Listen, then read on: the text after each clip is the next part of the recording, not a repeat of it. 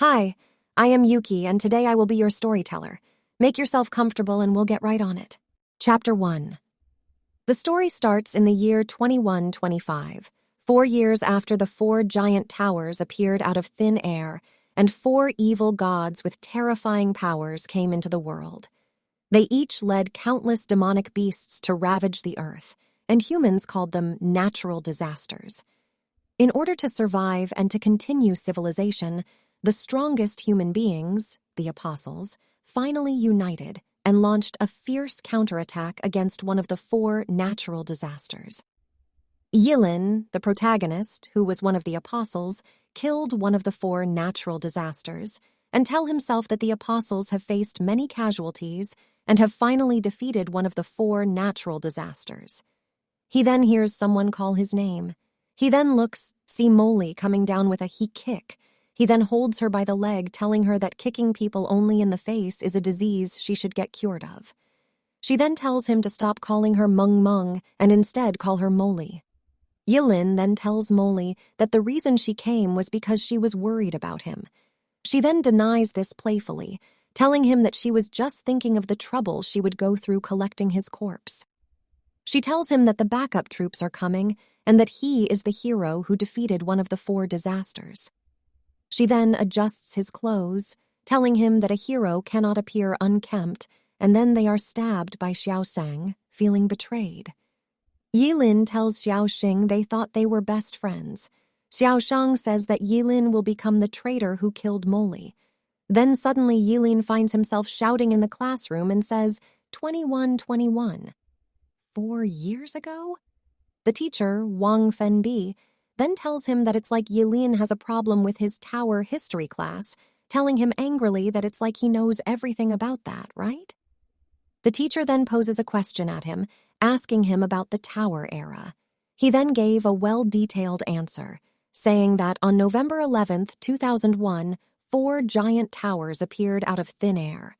A red rain covering 3/4 of the world's land came down. The land where the rain touched turned into scorched earth and became no longer suitable for human survival.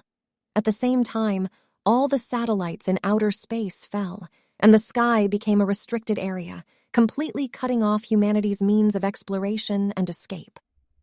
Subsequently, the human beings re-established order and renamed the era the Tower Era. The teacher then comes back at him, sarcastically telling him what he said was correct, but he asked him to answer his question, not broadcast the class materials he prepared.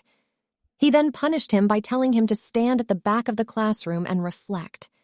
After class, thinking about how he traveled through time, he tells himself that the end will come in 4 years and that 4 disaster gods with terrifying powers will appear in the world. They were like bosses that escaped from the final level of a game, having overwhelming power to wreak havoc on everything in sight. The 4 gods who were famine disaster, war disaster, death disaster, and conqueror's disaster. And the only ones who can fight against them are apostles. Apostles are the elites summoned by the tower. Like clearing dungeons in a game, they can enter the inner world created by the tower and complete all kinds of deadly missions, obtain power beyond the limits of human beings, and become the last wall to protect humanity. However, after the natural disaster, they showed their overwhelming power. A large number of traitors appeared amongst the apostles. They succumbed to nature and became weapons against human beings. Then Xiaoshang calls him and asks what he is thinking about. He then says that since they are best friends, he will leave today's history homework to him, telling him that best friends should help each other. He then remembers when Xiaoyang stabs him back in time. Xiaoyang then tells Yilin to hurry up so he can submit it tomorrow.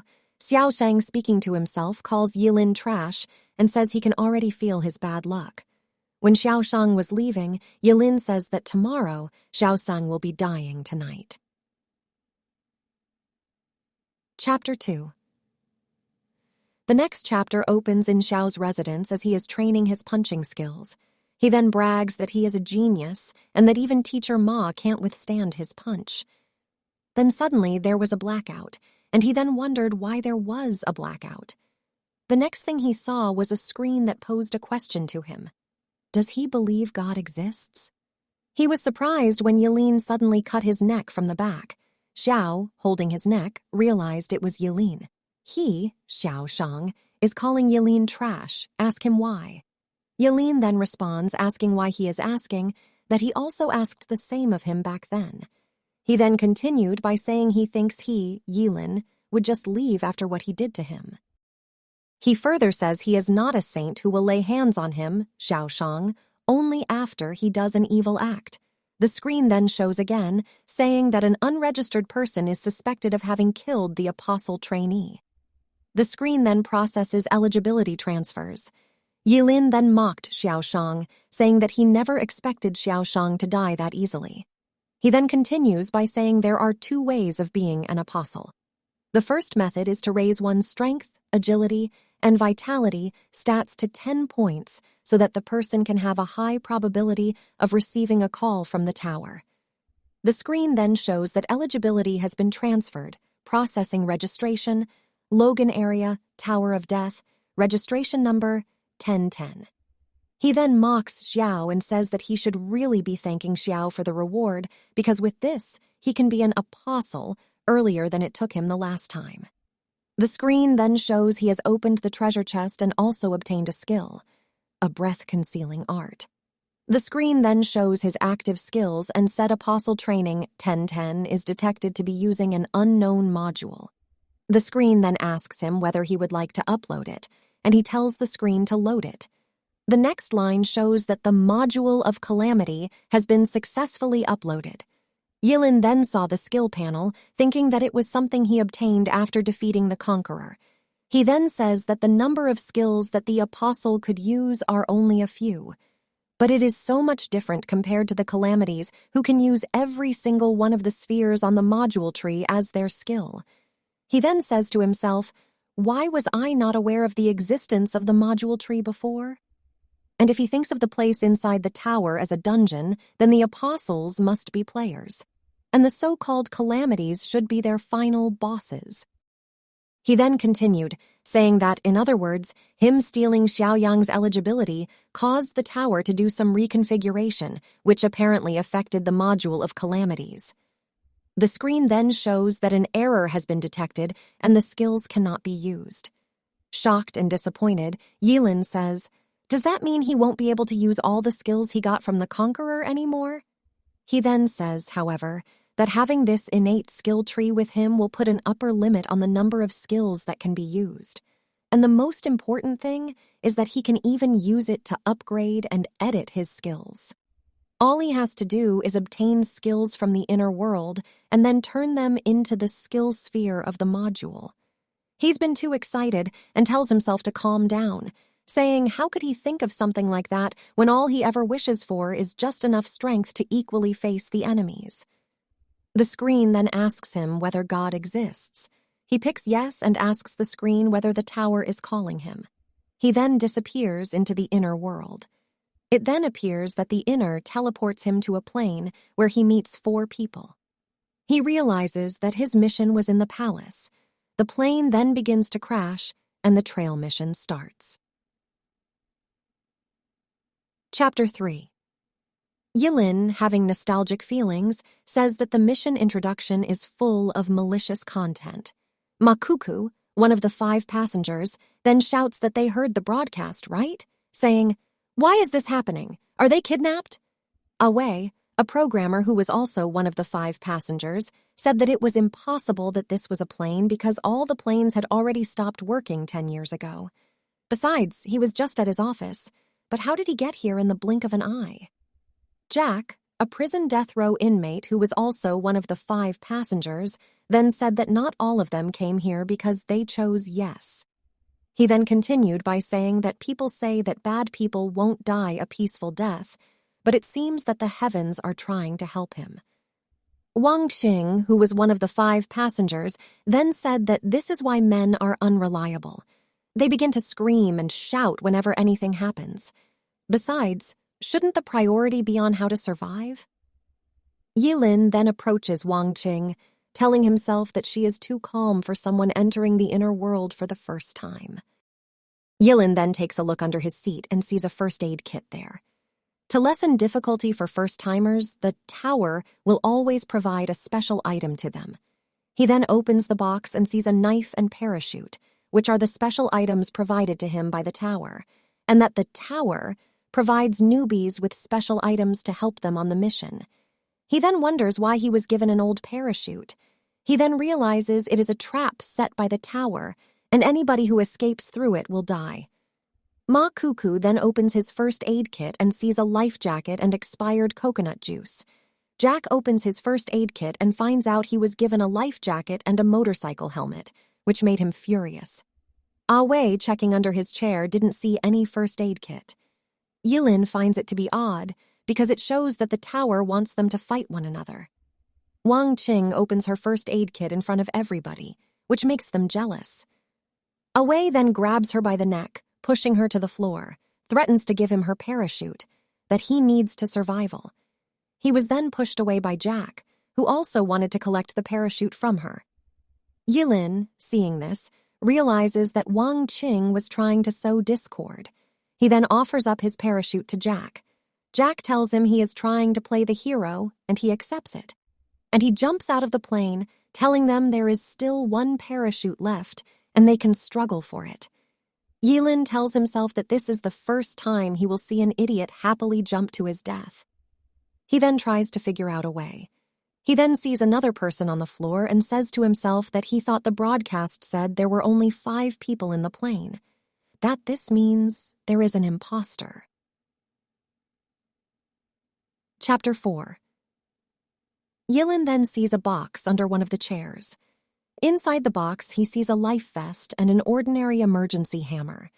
He then wonders, since the tower prepared this for this man, that means he must have been an apostle trainee. He then tells himself, can this be considered a newbie mission?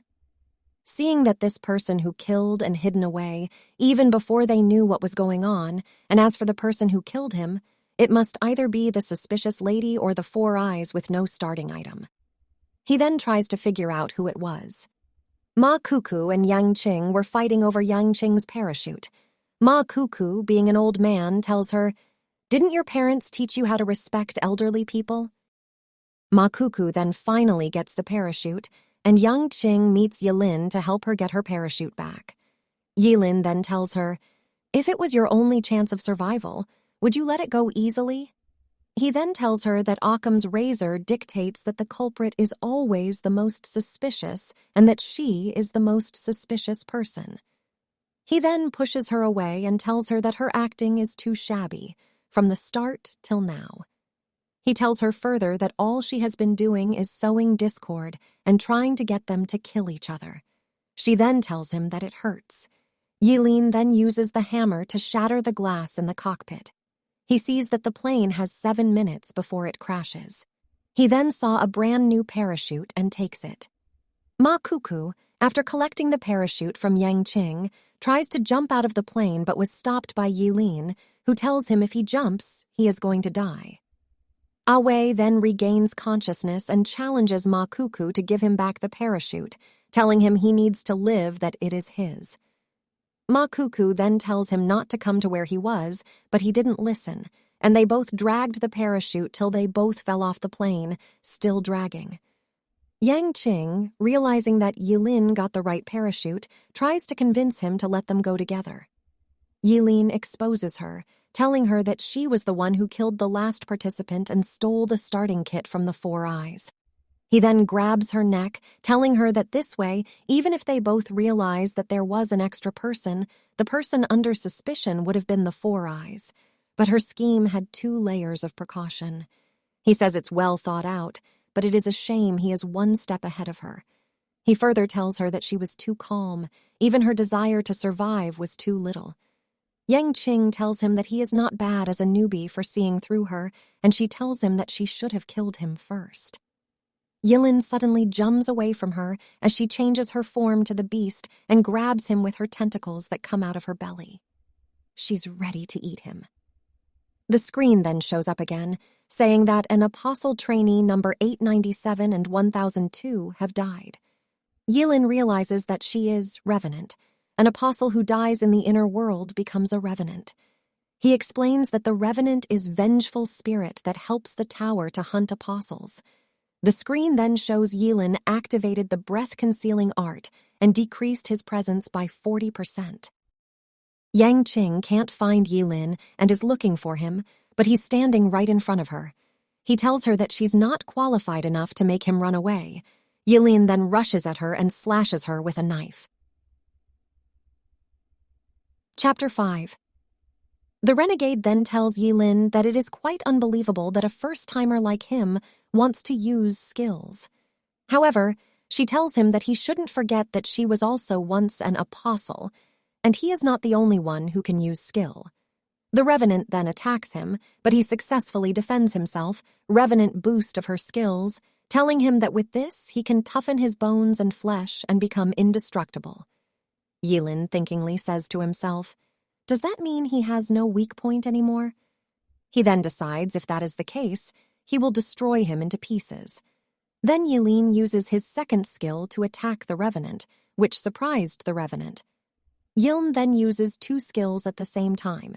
He then said, "The skills I gained from the tower were lost after regression, but the combat skill that he has been honing from different fights in the past is now crystal clear to him." The revenant tells him his attacks are nothing but tickles. This makes Yilin angry, who then attacks her again. The revenant then mocks. He, Yilin, is saying that he, revenant, thought Yilin was something, but it turns out that all bark and no bite. How will he, revenant, feel the enjoyment of hunting? The renegade then says that useless weaklings like him should just die. He tells the revenant that he hasn't recognized it yet, but his body might be strong and sturdy, but after countless strikes and shocks have been inflicted on it, his body is full of cracks now. When the revenant realized this, he started breaking into pieces. When the body has shattered into pieces, he sees that the head is still talking. He then steps on it. After he was about to live on the plane, he then thought to himself, what exactly is a chaotic point? He said he has killed Revenant in the past but has not obtained the chaos point. The next day, police came to Zhao's house to investigate his death, and Yilin was also present. He was then asked questions by the detective, which then turns out the detective is Yilin's sister. We will continue this story soon. In the meanwhile, you can choose from this exciting stories. See you there!